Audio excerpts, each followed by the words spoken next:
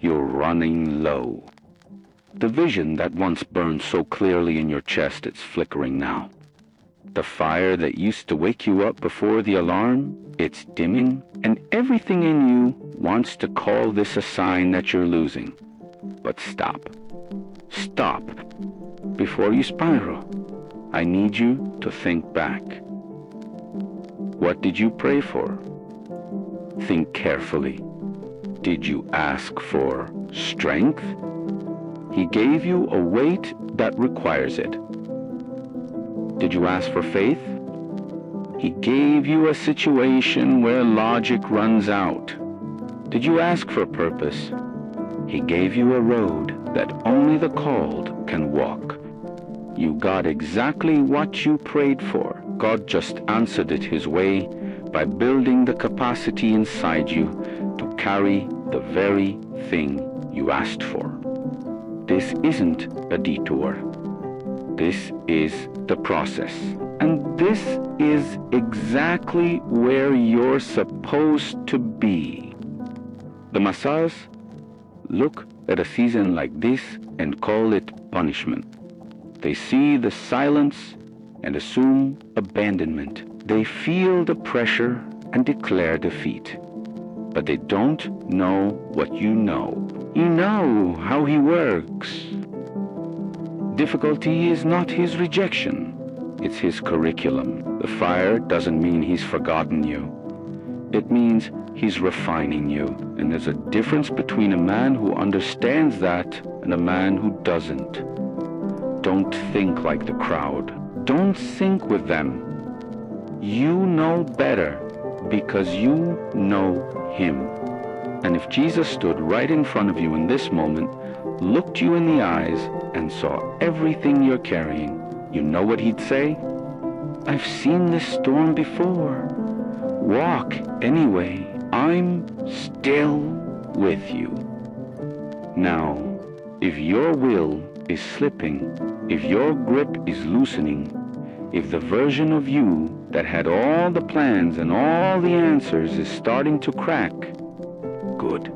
Let it go. Our human will is flawed. It's short-sighted, emotionally inconsistent, shaped by fear and ego and every wound we haven't fully healed. Holding on to it like it's your anchor is the very thing keeping you from deeper water. Release it. Surrender it completely. Let God's will, eternal, unshakable, perfect, take over where yours ends.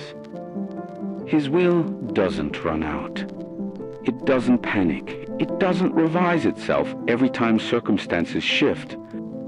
Shed the limited, make room for the limitless. Now, hear this, and hear it clearly. You do not have the option of quitting, not because life isn't hard, not because the pain isn't real, but because you are not your own. Refuse fragility. Decline the small, purposeless existence the enemy has been whispering to you about.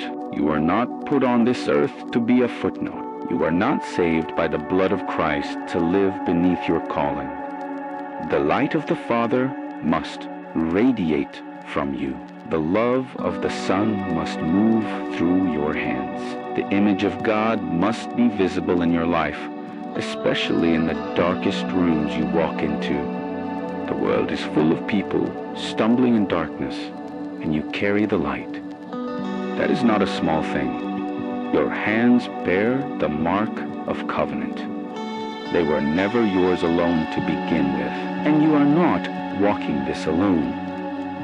You are observed. You are protected. You are surrounded by the Father, the Son, and the Holy Spirit.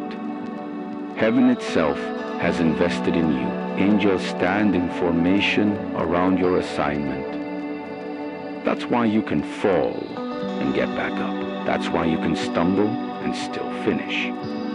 That's why you can rest but never quit. Now, let's talk about fear. Let's call it what it is. Fear is a shadow. It has no substance. It is an illusion dressed up in urgency, screaming at you like it has authority it was never given. Do not give it power. Do not give it room, because the moment you entertain fear and doubt, you're not just struggling with your emotions, you're questioning the one who holds every outcome in his hands. You are letting a shadow challenge the God who commands the sun. He is not threatened by your circumstances, and if he can destroy what threatens you with a single word, then what threatens you holds no power over you. Engrave that. Filter every thought through it, every emotion, every decision. If it doesn't pass through that truth, reject it. 1 Corinthians 7:17 says it plainly. Each person should live as the Lord has assigned to them, just as God has called them. Stop wishing you were somewhere else. Stop measuring your life against someone else's timeline. Stop trying to be a version of yourself that God never designed. You are where he placed you, deliberately, intentionally, to become the person he assigned you to be, not eventually. Now, in this season, in this city, in this struggle, in this specific chapter of your story, he has cared for you since before your first breath. He will carry you until your hair is white with age. His faithfulness has no expiration date. And Romans 2:4 asks you a question worth sitting with. Don't you see how wonderfully kind, patient, and tolerant God is with you? Does this mean nothing to you? Think about that after every sin. After every broken promise, after every moment you ran from him, doubted him, ignored him, he never turned his face away. He hated what hurt you. He hated the sin that diminished you. But he never, not once, stopped loving you, the person. His mercy isn't theoretical. It's the air in your lungs right now.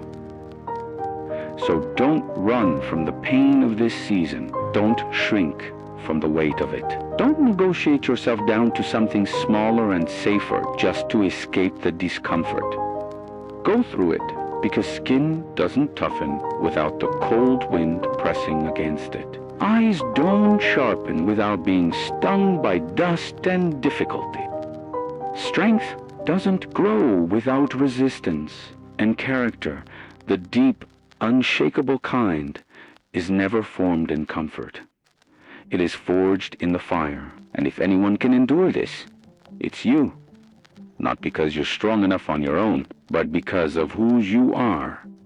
You are a child of God, a son, a daughter, a bearer of his image, a carrier of his covenant, a living testimony that he finishes what he starts.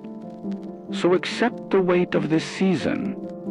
Look it in the face, smile at it, not because it doesn't hurt, but because you know something it doesn't.